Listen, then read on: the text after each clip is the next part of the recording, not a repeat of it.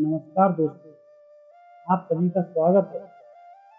आज हम आपको बताएंगे कि ईमानदारी का फल हमेशा अच्छा ही होता है।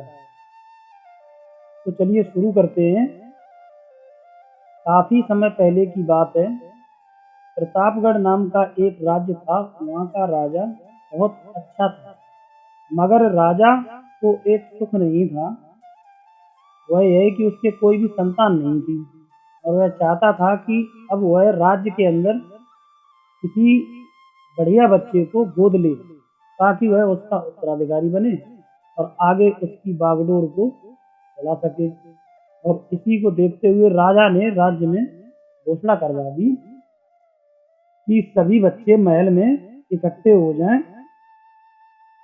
जिससे मैं अपने राज्य के लिए एक उत्तराधिकारी चुन सकूं। ऐसा हुआ भी। जब राजा ने घोषणा कराई तो राज्य के सभी बच्चे वहां पहुंचे। राजा ने सभी बच्चों को पौधे लगाने के लिए भिन्न भिन्न प्रकार के बीज दिए कि इन बीजों को आप बोइए और 6 महीने बाद हम मिलेंगे और देखेंगे कि किसका पौधा सबसे अच्छा रहा है। महीना बीत गया।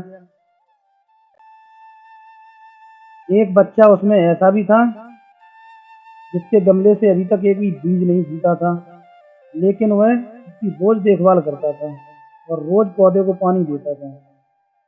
देखते देखते 3 महीने बीत गए। बच्चा परेशान हो गया। तब उसकी माँ ने उस लड़के से कहा, बेटा तुम धैर्य को रखो। कुछ बीज जो होते हैं उन्हें फलने में ज्यादा वक्त लगता है और वो जल्दी अंकुरित नहीं होते हैं, इसलिए आप पौधे को पानी डालते रहो जिससे जो है वो अंकुरित हो उठे। 6 महीने गुजरने के बाद राजा के पास जाने का समय आ गया। सभी बच्चों के गमले में तो पौधे होंगे और उसका गमला खाली होगा, यह सोचकर वह बच्चा डर रहा था। लेकिन वह बच्चा बहुत ईमानदार था और सारे बच्चे राजमहल में आ चुके थे। कुछ बच्चे बहुत ही जोश से भरे हुए थे क्योंकि उनके अंदर राज्य का उत्तराधिकारी बनने की बहुत लालसा थी। अब राजा ने आदेश दिया कि सभी बच्चे अपने अपने गमले दिखाने लगे, लेकिन एक बच्चा सहमा हुआ था क्योंकि उसका गमला खाली था। तभी राजा की नजर उस गमले पर गई। उसने पूछा, तुम्हारा गमला तो खाली है? तो उस बालक ने कहा कि महाराज, मैंने इस गमले की 6 महीने तक अच्छे तरीके से देखभाल की, लेकिन ये फिर भी खाली रह गया। तब इसमें मैं क्या कर सकता हूँ? राजा उसकी ईमानदारी से बहुत खुश था कि उसका गमला खाली है, लेकिन वह हिम्मत करके यहाँ आ तो गया। सभी बच्चों के गमले देखने के बाद राजा ने उस बच्चे को सभी के सामने बुलाया।